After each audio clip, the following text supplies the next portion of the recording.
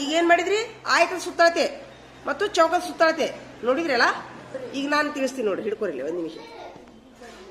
ಬಾರ ಸಮಸ್ಯೆ. ಈಗ ನೋಡ್ರಿ, ಇದು ಚೌಕ ಇದೆ. ಚೌಕದಲ್ಲಿ 4 ಬಾಹುಗಳ ಅಳತೆ ಸಮ ಇರ್ತೈತಿ. ಆಯತದಲ್ಲಿ 4 ಬಾಹುಗಳ ಅಳತೆ, 2 ಬಾಹುಗಳ ಅಳತೆ ಒಂದೇ ತರ ಇದ್ರೆ ಇನ್ನೊಂದು 2 ಬಾಹುಗಳ ಅಳತೆ ಬೇರೆ ಇರ್ತೈತಿ.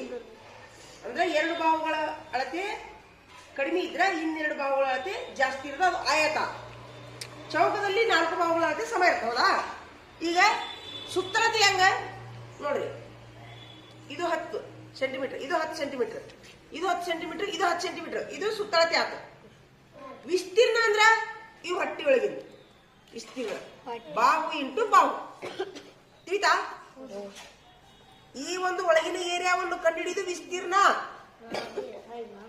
ರೌಂಡ್ ಆಗಿ ಈಗ ಒಂದು ಹೊಲ ಇರ್ತೈತಿ, ಹೊಲ ಎಷ್ಟೈತಿ ಅದು ವಿಸ್ತೀರ್ಣ. ಸುತ್ತಳತೆ ಎಷ್ಟು ಸುತ್ತಳತೆ ಐತಿ ಅದೊಂದು ಸುತ್ತಳತೆ. ಅಷ್ಟೇ, ಪ್ರತಿಯೊಂದು ಹಂಗೆ ಯಾವುದೋ ಇಲ್ಲಿ ಈ ಶಾಲೆ ಬೋರ್ಡ್ ಆಗಿಲ್ಲ ಅಷ್ಟೇ. ಶ್ರೀಕಾಂತ್ ತಗೊಂಡಿ ನಾನು, ಹೌದಾ?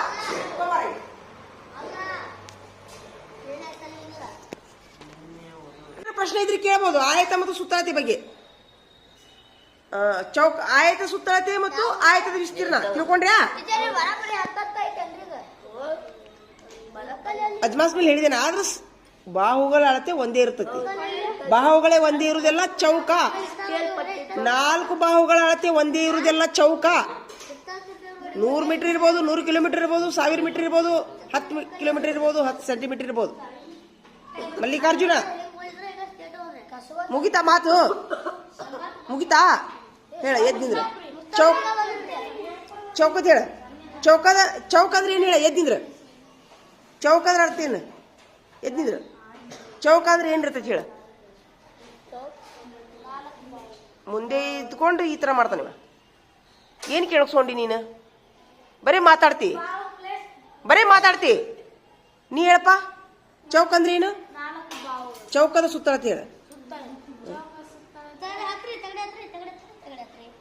10 ಹೌದು. ಏನು ಸುತ್ತಳತೆ ಅಂದ್ರೆ ಏನು?